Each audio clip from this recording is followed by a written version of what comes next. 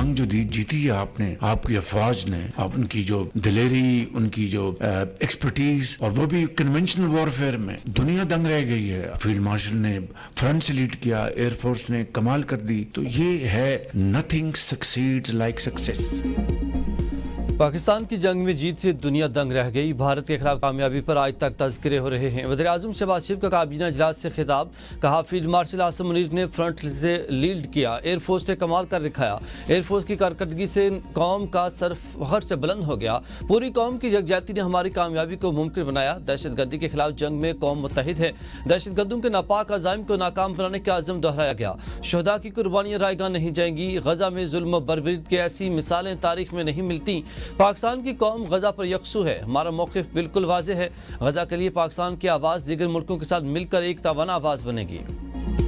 दोस्ती अपनी जगह, तौहीन बर्दाश्त नहीं। अमेरिकी सदर डोनाल्ड ट्रंप का भारत पर 25% टैरिफ लगाने का ऐलान, नई दिल्ली में हलचल। अमेरिकी सदर ने कहा कि भारत ने हमेशा रूस से अक्सरियती फौजी साजो सामान खरीदा है। तवानाई के शोबे भी वो चीन के साथ रूस का सबसे बड़ा खरीदार रहा। भारत ने दोस्त होने के बावजूद हमसे कम कारोबार किया। भारत दुनिया में सबसे ज़्यादा टैरिफ वसूल करता है मगर हमें कम देता है। अब टैरिफ की हद कम करने के लिए तैयार है। नई दिल्ली की तजारती रुकावटें भी सख्ती नापसंदीदा हैं। ये तमाम इक़दाम काबिल कबूल और तौहीन आमेज़ है। अब ये नहीं चलेगा। भारत टैरिफ के साथ साथ जुर्माना भी अदा करेगा जो 1 अगस्त से लागू होगा। अभी तक अमेरिका और भारत के दरमियान तिजारती माहिदा तय नहीं पाया। भारत अमेरिका से भारी टैरिफ लेता है, अब नहीं लेगा। 1 अगस्त तिजारती माहिदों के लिए डेडलाइन में तोसी नहीं की जाएगी। भारत अमेरिका को सालाना तकरीबन 86 अरब डॉलर को बरामदात करता है।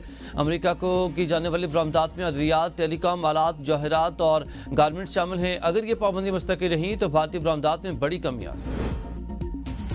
ट्रंप की जानिब से 25% टैरिफ के ऐलान के बाद भारत का रद्द-ए-अमल सामने आ गया। भारतीय हुकूमत की जानिब से कहा गया कि अमेरिका और भारत गुज़श्ता चंद माह से मुनसिफाना, मुतवाज़न और बाहमी मफाद के तिजारती माहिदे पर दो तरफा बातचीत कर रहे हैं। तिजारती बातचीत के मकासद हासिल करने का हमारा अज़्म बरकरार। मार्के हक में शिकस्त खुर्दा भारत दहशत गिरोहों के जरिए हाइब्रिड जंग को फ़रोग दे रहा है। पाकिस्तान इलाकाई अमन के लिए पुरअज़म, हर खतरे का भरपूर जवाब देने को तैयार है। फील्ड मार्शल आसिम मुनीर का 16वीं नेशनल वर्कशॉप बलोचिस्तान के शुरका से खिताब, कहा कि भारतीय इक़दाम बलोच अवाम की हुब्बुल वतनी को निशाना बनाने की नाकाम कोशिश है। इन फितरों का अंजाम भी वही होगा जो मार्के हक में इनके आकाओं को हुआ। दहशतगर्दी का कोई मजहब, फ़िरका या कौमियत नहीं होती। इसके खिलाफ पूरी कौम को मुत्तहिद होना ज़रूरी है। कौमी वक़ार सलामती को यकीनी बनाने के लिए कौमी, अंदरूनी या बैरूनी खतरात से निपटने के लिए हर वक्त तैयार है। फील्ड मार्शल ने बलूचिस्तान में तरक्याती मनसूबों को कौमी तरक्की का जामिन करार दिया। दहशतगर्दी के खात्मे और कौमी यकजहती इत्तेहाद के गैर मुतज़लज़िल आज़म का यादा। फितनल ख्वारिज फितना हिंदुस्तान को भारत के हाइब्रिड वार के मोहरे करार दिया।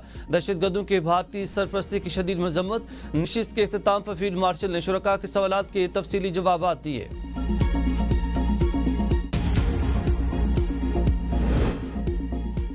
पार्टी दबाव है, APC मुलतवी नहीं कर सकता। अली मीन का मुक़्तदर हलकों की दरख्वास्त पर जवाब। वज़ीर आला का कहना है कि मेरा सूबा और आवाम के लिए अपना मौक़िफ़ है। सूबे और आवाम के लिए हुकूक के बुज़दिलों का साथ देने का इंतज़ार नहीं कर सकता। APC से अपोजिशन ने बाइकाट किया जो उनकी ज़ाती पसंद और तरजीहात हैं। अमन अमान की सूरत हाल बेहतर बनाने के लिए अपोजिशन समेत हर किसी से बात करने के लिए तैयार हूँ। मिलकर अमन कायम करना है। दहशतगर्दी को किसी सूरत आबादियों पर नहीं छुपने देंगे। दुश्मन ममालिक कभी भी नहीं चाहते कि पाकिस्तान में अमन इस्तेहकाम हो। दहशतगर्दी के तमाम ताने बाने भी उन्हीं दुश्मन मालिक के साथ ही जुड़ते हैं। इसका खात्मा हम सब ने मिलकर करना है। पाकिस्तान ने ऑपरेशन सिंदूर पर भारतीय रहनुमाओं के स्टाइल अंगेज दावे मुस्तरद कर दिए। तर्जुमान दफ्तर खारजा ने हफ्तावार ब्रीफिंग में कहा, इस तरह के बयानात तनाज़ात को बढ़ावा देने के खतरनाक रुझान की अक्कासी करते हैं। भारत ने पहलगाम हमले की गैर जानिबदार तहकीकात की बजाय जारहियत का रास्ता चुना। भारत के नाम निहाद ऑपरेशन महादेव की कोई हैसियत नहीं। भारतीय वज़ीर दाखिला का बयान झूठ और गलत बयानियों से भरपूर है। भारत इल्ज़ाम तराशी के जरिए अपनी नाकामी छुपा रहा है। पाकिस्तान ने हमेशा जिम्मेदारी का मुजाहरा किया, खिते में अमन का ख्वाहा है। भारत की जोहरी ब्लैकमेलिंग का बयानिया गुमराहकुन और मनगढ़ंत है। भारत का रवैया जनूबी एशिया में अदम इस्तेहकाम पैदा कर सकता है। पाकिस्तान मसला कश्मीर में तमाम हल तलब मामलात के पुरअमन हल का हामी है।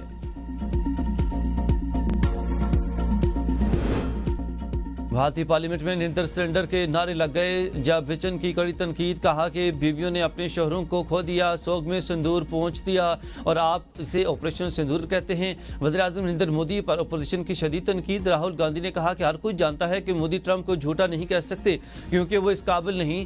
कांग्रेस सदर मल्लिकार्जुन खड़गे ने कहा कि दाल में कुछ काला है।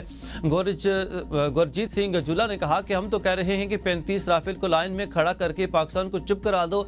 डीएम के तर्जुमान टी.एस. एलंगवान का कहना है कि बीजेपी फौज को सियासी फायदे के लिए इस्तेमाल करती है।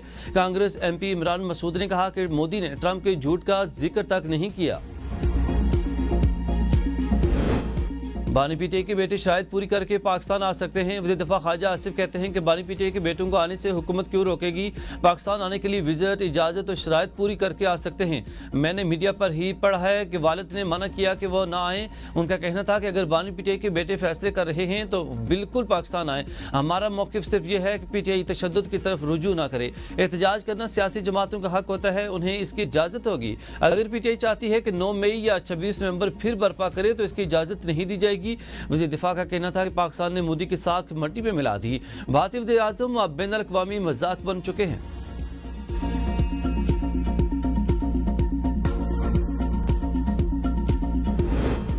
बानी के बेटे पाकिस्तान जरूर आएंगे, इनके पास पाकिस्तान का शनाख्ती कार्ड है। अलीमा खान का 2 टोक का ऐलान, कहते हैं कि निज़ाम इस वक्त डरा हुआ है क्योंकि बानी के बच्चों को कुछ नहीं कह सकते। केसेस खत्म होने चाहिए, जेल भेजना चाहते हैं तो भेज दें। हमारे ऊपर इतने मुकदमात हैं, मालूम ही नहीं कि कहाँ कौन सा मुकदमा दर्ज है। ये तासुर देने की कोशिश कर रहे हैं कि पीटीआई रियासत मुखालिफ है। उन्हें इल्जामात के बजाय अपनी सोच तब्दील करना होगी।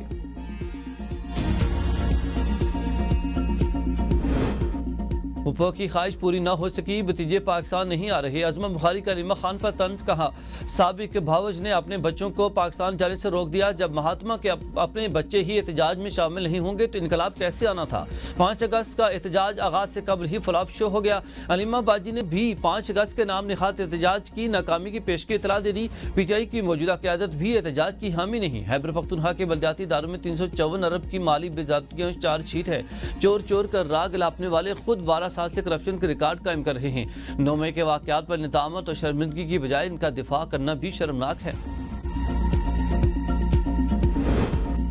बानी पीटीआई के बेटे पाकिस्तान आएंगे, किसी सियासी सरगर्मी में हिस्सा नहीं लेंगे। Member core committee Rauf Hasan की एबीएन के प्रोग्राम सवाल से आगे में गुफ्तगू, कहा 7 माह हो गए बानी के इनके बच्चों से बात नहीं कराई गई। बानी की फैमिली जब भी आएगी वह अपनी मर्जी से और मुलाकात के मकसद से आएगी। बानी पीटीआई हमेशा मुज़ाकरात के हामी रहे हैं, दरवाजे बंद नहीं किए जा सकते। पीटीआई एस्टेब्लिशमेंट को मुल्क की बेहतरी के लिए बातचीत करना होगी। बानी की रिहाई के लिए पीटीआई एक सियासी जमात होने के नाते किसी मुल्क की तरफ नहीं देख रही। हम सब की इज्तिमाई गलतियां हैं। अब नया सियासी रवैया अपनाने का वक्त है। हमें मौजूदा निजाम से कोई उम्मीद नहीं।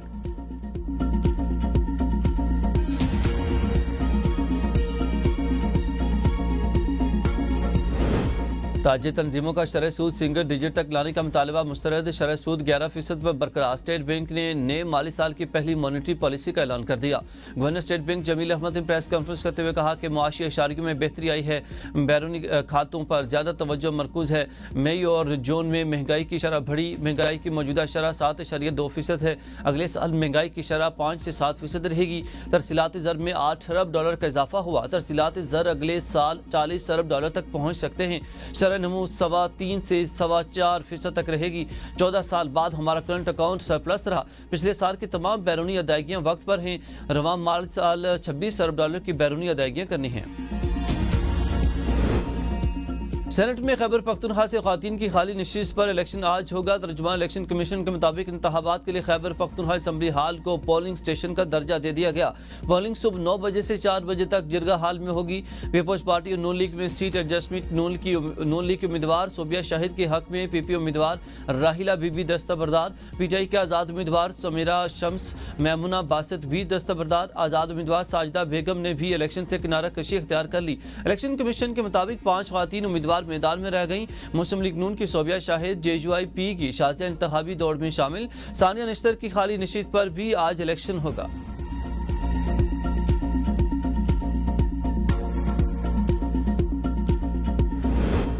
अपोजिशन लीडर उमर अयूब का चीफ जस्टिस को खत। चीफ जस्टिस यकशा अफरीदी ने उमर अयूब से रब्ता कर लिया। जुम्मे को मुलाकात के लिए बुला लिया। उमर अयूब का चीफ जस्टिस इस्लामाबाद में मिलने से इनकार। कहा, मैं आपसे मिलने आया तो वापस नहीं जा सकूंगा, गिरफ्तार कर लिया जाएगा। ज़ाय के मुताबिक उमर अयूब के इनकार पर चीफ जस्टिस ने दूसरा ऑप्शन पूछा। उमर अयूब ने चीफ जस्टिस से पेशावर में मिलने की ख्वाहिश का इजहार कर दिया। पंजाब असम्बली में अपोजिशन का एक और रुकन मुअत्तल। कायम मकाम स्पीकर ज़हीर अकबर चिन्नट ने अपोजिशन रुकन एजाज शफी को 15 सेशन के लिए मुअत्तल कर दिया। एजाज शफी को गैर पार्लिमानी और नाजेबा अल्फाज के इस्तेमाल करने पर मुअत्तल किया गया। हुकूमती रुकन को थप्पड़ मारने पर खालिद डोगर और शेख इम्तियाज को भी मुअत्तल किया गया था।